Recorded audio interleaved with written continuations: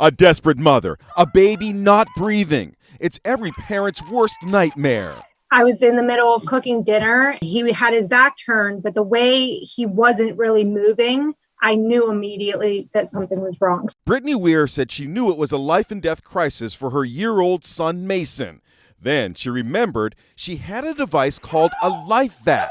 She grabbed it and ran outside, Just screaming for help, hoping either someone would come and help us or someone would call 911.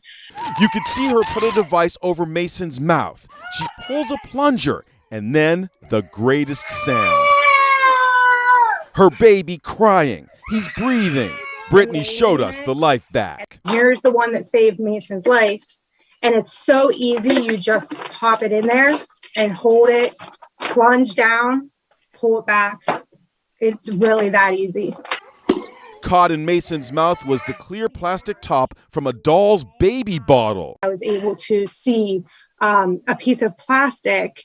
It was clear and pull it out of his mouth. A 10-month-old baby starts choking on a piece of pancake. We recently aired a story about a LifeVac used to save a choking child in a restaurant. Did you see that story as well? That story is why I bought the product, and that's why he's alive.